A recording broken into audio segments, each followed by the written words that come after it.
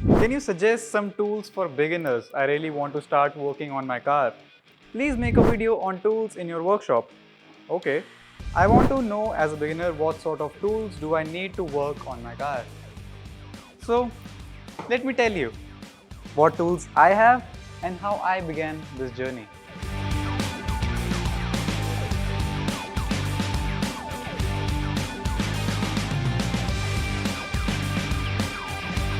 Now I am a beginner myself, so I can tell you every tool that I have gathered so far. So if you are a beginner, maybe you can benefit from this. The very first tools that I got were actually hand-downs from my father. But the very first tool kit that I bought is this right here. Now I'm going to assume that the first set of tools that you got were hand-downs from your father as well. While those tools were good enough for me to work on a bicycle and open some parts of my bike, they were not good enough to open cars. I needed some special bits, and that is where this toolkit came in handy. I bought this toolkit back in 2021, I think, and this is enough to open the entire interior of my car. So this is a really good first toolkit. This toolkit has a few special bits in it. First of all, these Torx bits, which are sort of a star. They have 6 pointed ends, which you require for the interior bits and pieces of almost all Volkswagen Audi models. It also has a few Allen heads of various sizes, which you require for some special bolts. Not many bolts use Allen heads these days, but Torx is a really good thing to have. On top of that, you get sockets up to 14 mm, from 4 mm to 14 mm. Now the most common socket sizes are 10, 13 and 12, but these rest of them are good to have. Now one thing that you need to know, they are 1/4 inch in size. I will talk a little bit more about 1/4 inch, 1/2 inch and 3/4 inch later on. This kit comes with a ratchet, a handle and one extension, which is really handy and enough for all the interior bits and pieces, even some exterior bits and pieces as well. When I was just working as a beginner on cars, just opening up my cars, I didn't feel the need for a bigger kit than this. So if you are an absolute beginner, this kit or a kit similar to this one is a must to have in your toolkit.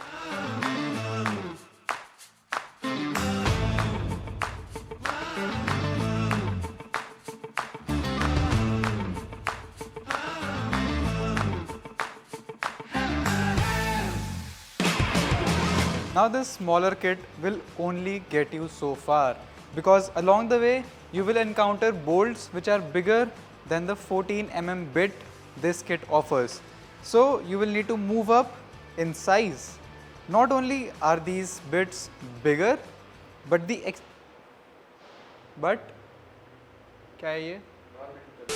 not only are these bits bigger, like this is a 16 mm, but their driver is bigger as well.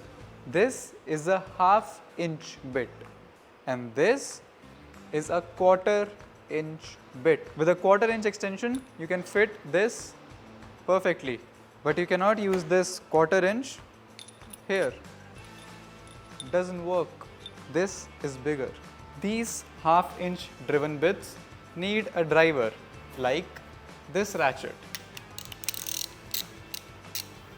Ratchet is a really good investment. And another thing, whenever you're buying a tool, make sure to get it in the best brand possible. Tools are a huge investment. They are a one-time buy if you buy them of the correct brand. For example, this is a made in Taiwan extension, and when I put it on my impact gun, it spins more or less straight, doesn't wobble that much. But if we compare that to this non-branded smaller extension, this is what it spins like. That is why good brands are necessary. High quality is necessary with tools. One of the drivers, like the ratchet and the impact gun, is a torque wrench. Now this is a specialty tool. You wouldn't require this everywhere. You especially need it while building engines or something which requires a lot more attention to the amount of torque that you give to a bolt. That is exactly what this is for, a torque wrench. Again, this is a specialty thing. You don't necessarily need it as a beginner, but I'm just letting you know that this exists out there and you might need this one day. With these bits, you also need a good set of spanners of multiple sizes. All of these serve a different purpose. This is a 16 mm and 17 mm spanner and they are pretty flat, good for tight spaces but not too good for leverage. That is where these longer spanners come in play. They are also bent on one side. So they are not too good for really tight spaces, but they give you good leverage around the bolts. And this also has 12 points as opposed to 6. This side is an open-ended spanner and this side is a closed-ended spanner. Both of them are pretty good, but the amount of force that you can apply on the closed end is much bigger. You won't slip this, but from the open end, there is a higher chance that you are going to slip on the bolt or strip it if you are not careful and it is at an angle. So that is the difference between a closed end and an open end. The ones that are shiny and look somewhat new are bought by me. Others are hand-downs from my dad. These tools are most probably older than I am. Just like this ratchet, there are ratcheting spanners which are lifesavers in tight spaces. This is an open end spanner on one end and on the other end it has a ratchet. So it has the functions of both a normal spanner and a ratchet. Makes life really easy. I only recently bought these and every time that I get to use these, I'm so thankful to myself that I purchased them because they save so much time. You don't have to pick up from the bolt each time. Just put it in and go on. Now you can notice these are of different sizes but of different lengths as well. This is a 16 mm socket. This is a 16 mm socket as well. Then why are they of different lengths? Well, for two reasons. First of all, if a nut goes deep into the bolt, this will not tighten it fully. You will need a deep socket for it. Secondly, this 16 mm long socket is good to remove spark plugs. This cannot do that. This is a really deep part of the spark plug and the nut is at the very bottom. This deep 16 mm fits right on it. But this shallow one also fits right now, but with a driver, it's gonna get blocked.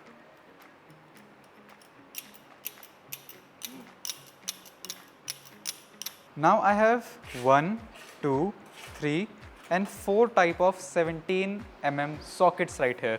This is a deep 17 mm socket and the reason is anytime you go to open the wheels of your car with a socket and an impact gun, this deep socket ensures that you don't hit your wheel with the battery of it because it is so far deep inside. So that is the reason I have this one and I have taped it so it doesn't scratch the paint. This is a shallow 17 mm socket which is good for the nuts and bolts which are easier to access. But what is this and why is it black? This is made of a different material so that you can put it on your impact gun. This won't break. This will transfer the force a lot better. But there is also another form of this impact gun socket which is a weighted impact gun socket. With this, you can open even tighter bolts that your impact gun usually cannot open because this is weighted. It transfers the force a lot better as well and carries the momentum with each hammering stroke. So this is the different types of sockets available and that is why I have 4 17 mm sockets. Now you understand different types, different lengths, but why do I have the same type and same length of 2 18 mm sockets? Let me tell you. This has 6 faces in it while this has 12. different types of bolts have different types of faces. This has 6 faces to it, while this has 12. This is a bolt with a 10 mm head but of 12 faces. This is a 10 mm bit but it only has 6 faces. Does not fit on it. No matter how hard I try, it doesn't fit. Now this is a 10 mm with 12 faces, just like this bolt. Fits like a glove.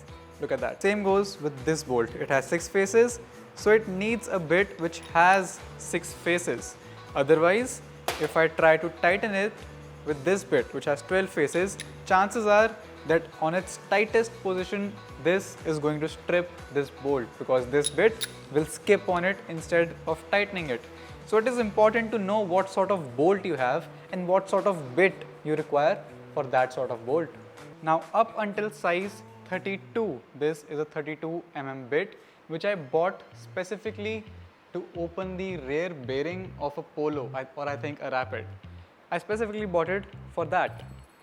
Up until size 32, the driver is ½ inch. Beyond that, the driver is 3/4 of an inch. So you require an adapter. Now, this is a ½ inch and you can use your big socket with your ½ inch drivers normally. But who requires such big sockets? Clearly someone who works on trucks, right? Not exactly. See, this is a 36 mm bit, which is huge. This is the biggest bit I have.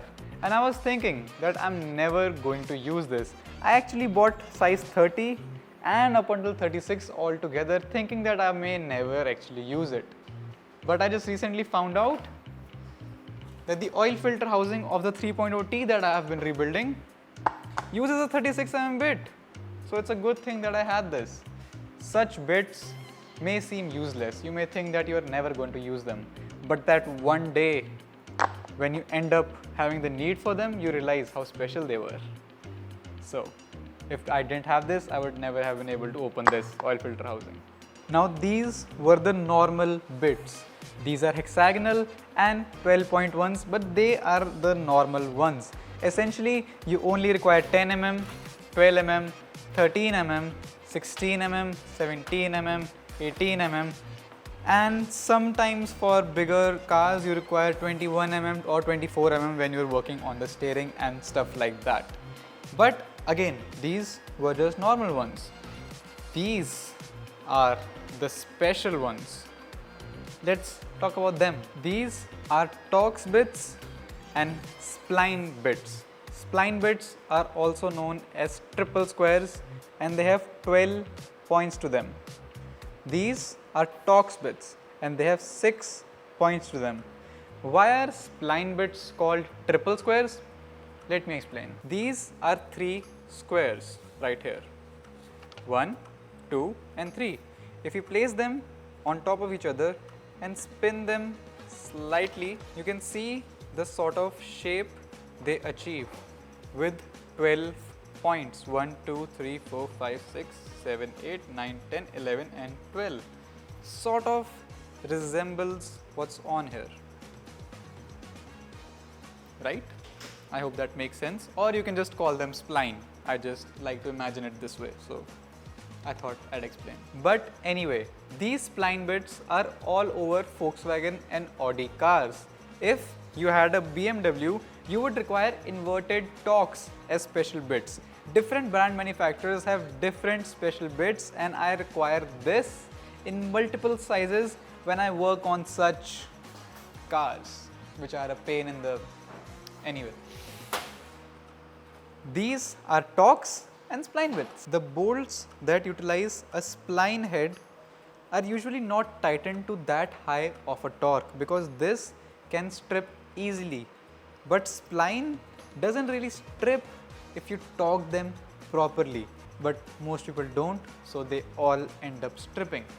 Torx, on the other hand, can be used for slightly tighter applications. This, for example, is a transmission bolt and it utilizes a torque head, and this gets tightened to a considerable amount of force. We'll talk about tools later. Let's take a tea break.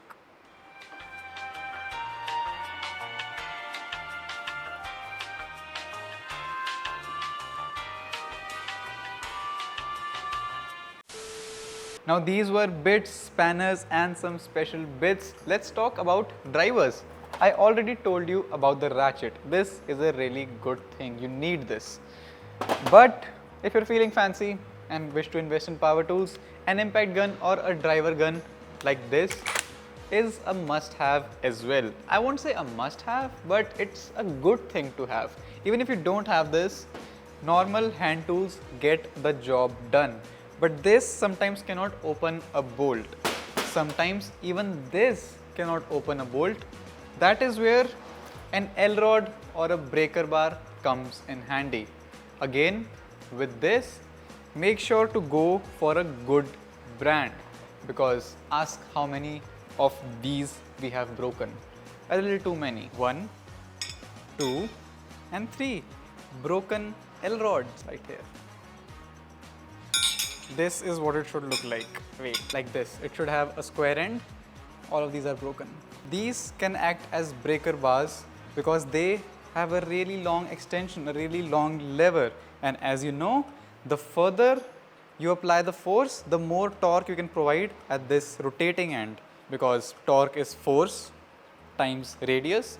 If you make this even longer, you have to apply less force here for a dramatic force right here. So this can really help you loosen the bolts, and this is an essential tool to have.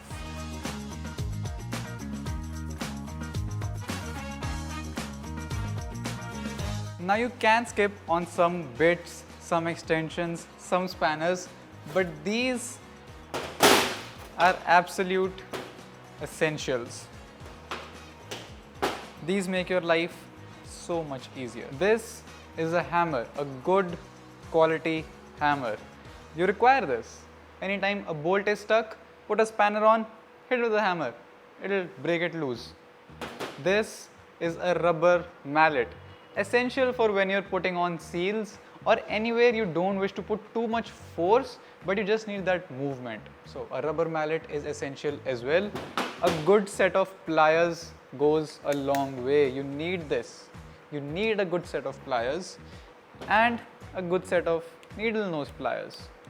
Sometimes you can't pull a fuse out, stick this in, pull the fuse out. Sometimes something is stuck deep in somewhere, stick this in, pull that out. So essential.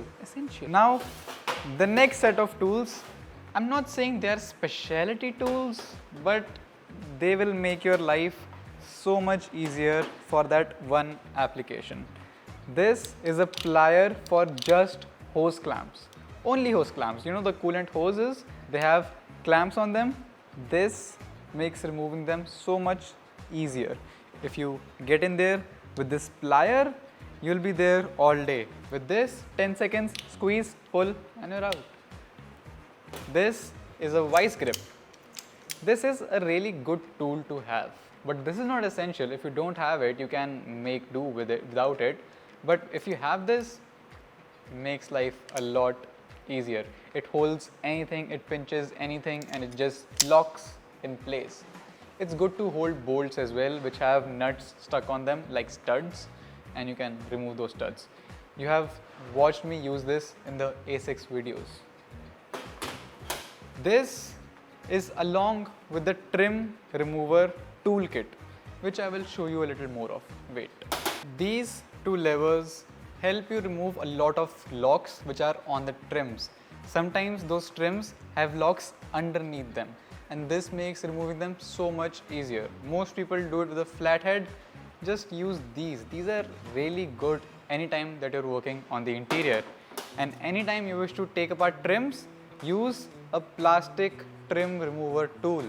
The plastic won't damage plastic, but this metal will damage plastic. It'll bend, it'll put scratches on it. So this is really good. Again, you can make do without these. I'm not saying they're essential, but they're really good to have if you work on the interior at all. Now, what is more essential than these tools? PPE, personal protection equipment. You need them. The chemicals that we work with while we're working on cars are really harsh, not good for our skin. Sometimes we cut ourselves working on cars. That cut piece of metal shouldn't touch our skin at all. So, anytime that you're working on cars, touching your tools, touching cars, changing tires, changing whatever, wear your gloves.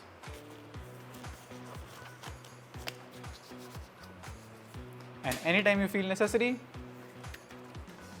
eye protection. Anytime you're working under the car, a lot of dirt and dust can fall into your eyes.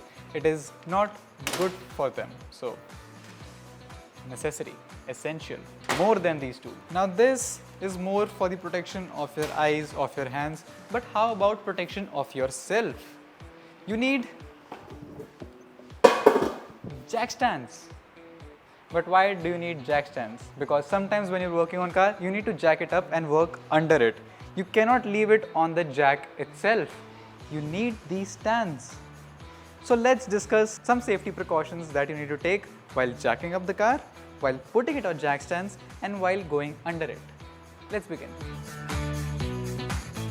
This jack is one of those tools that I bought really late.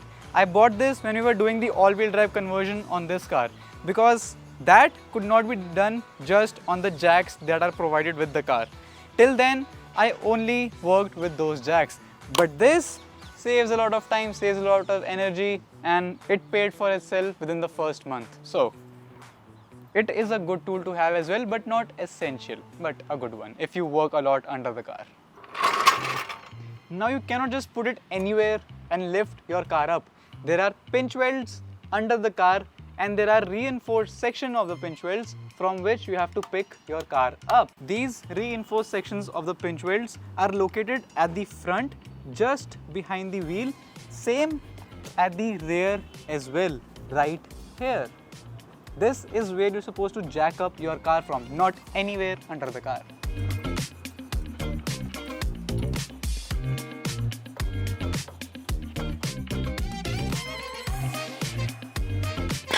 With the car lifted up, it is time to use such jack stands. You can see it says 3 ton, this says 2 ton. Most of our cars don't weigh over 2 tons, but it's still safer to use the 3 ton option when you are leaving your car on jack stands and working underneath it. Now, where to place it? Let me show you. We have already utilized this pinch weld, so we cannot put this jack right here. Where we can put it is at the bolt of the front subframe.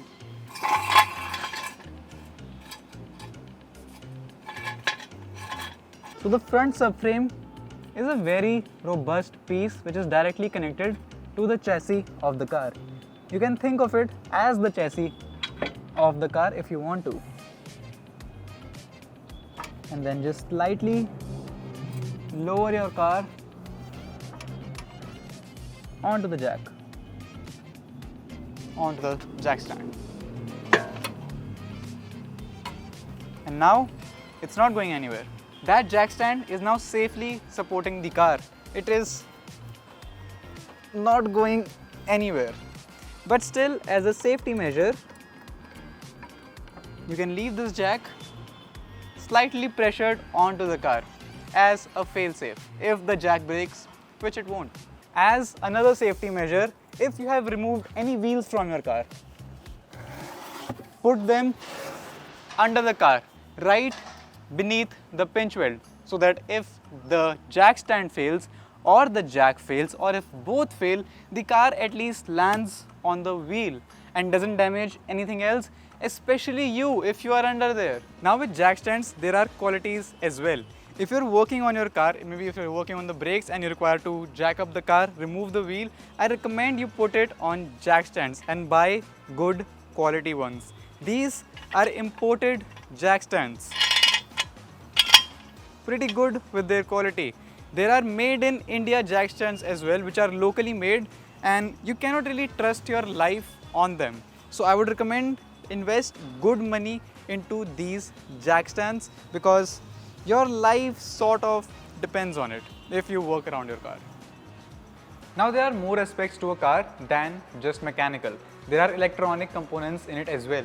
And to diagnose them, you require a good multimeter, which has a million modes to play with. Not only can it check voltage, it can check continuity, it can check resistance, everything of that sort. Now, I've had cheap ones before and I've replaced many of them. This is not necessarily expensive either, but this is a decent quality one. By the way, every tool that we have talked about so far, linked in the description, everything. I will try to find this and link this as well. But a good multimeter goes a long way to find those electronic gremlins. This cannot reach every module, however. You can only check wires and fuses. You require a good diagnostic tool as well. This is one of the very first diagnostic tools that I got. The other one that I have is VCDS, which is specifically for Volkswagen, Audi, Skodas. This is specifically for Volkswagen, Audi, Skodas as well, but OBD11 does BMWs too. So, a good diagnostic tool, essential, necessary. Modern cars are filled with modules and it is hard to diagnose them without this. You can do that, but with this, it takes you straight to the root of the problem. You don't have to beat around the bush, you just know what to check. So, another essential thing. Now these tools, these bits and everything are specific to the car or whatever it is that you are working on. Everything is different, everything is unique. As I said, I have collected spline bits and Torx bits because I work on Volkswagen and Audis a lot. If you work on BMWs, there must be other bits that you require. Same goes for Maruti Suzuki's, Toyotas and stuff like that. This is what I have gathered over the course of 4 years, I think. I started tinkering around with my Polo with this toolkit and this toolkit alone. I opened the entire interior of that car with this kit. Almost the entire interior. The bits and pieces that you see here, these have been gathered over the years, some by my father, some by me, so this is not something that I bought like that. It took me a while to even get here and still this is not enough. I require a lot more tools. Sometimes we just order them, like we start working on it and then we realize we don't have this bit. It happens a lot and we have to run to the store and get it. That is the story with this poly drive bit. This is specific to TFSI motors. You won't use this bit anywhere else. It is just for the TFSI motors a TFSI motor that I recently opened. If we didn't have this, the job may not have been done. So, such tools are essential and such tools are unique to your case. I'm not saying that these tools will help you in a specific unique case. These tools will get you started. Not all of them. You do not require all of them. Whatever job it is that you're taking on, just check what all bolts you're going to encounter, what all special bits you require. Is there anything specifically or a special tool that you need? Look for that first and slowly build up your toolkit. Now some tools are really special and really rare. Their use case is so rare that sometimes you forget why you had them in the first place. This right here is a sensor cutting tool. Not just an ordinary sensor cutting tool. This is for PLA installation for auto park that we are doing in this Virtus right here. We require this special bit. Sometimes you require such special tools that they are just not available. I required special timing kit tools for the 3.0T, but they were just not available. So in those cases, instead of getting discouraged, you can get sort of creative and fabricate them on your own. I designed this tool, got it cut on a laser, and it fit perfectly. It helped us enormously with the timing that we did on this car, and the timing was set properly to the 0th degree. It was proper because of this, but we couldn't find the original tool, so we had to design it. And at last, these are some honorary mentions. You don't generally require them. Sometimes you do, so it is a good thing to have, but not a must-have, I would say. You can make do without a drill, you can make do without a heat gun, you can make do without a grinder, but if you have them, they are a good addition, because sometimes you just require them in a pinch and you just don't have them and all of the work that you're doing just stops for a while. And since these are pretty powerful tools which can cause a lot of damage, it is better that you learn how to use them first rather than owning them first. So get your hands on them, learn how to use them as a beginner, and then end up purchasing them and use them, because this can cut metal. Fingers are much softer than metal, and these will cut a lot sooner. So just be careful out there. Now this has been the beginner guide to tools to start working on your car, and hopefully you learned something new from this video. Now I am a beginner myself. If you are an expert out there, let us know what you think about all of this, and if you have any experiences to share about tools, about anything else, leave it in the comments down below, and people like me can benefit from it as well. Thank you so much for watching, and I will see you in the next one. Same time.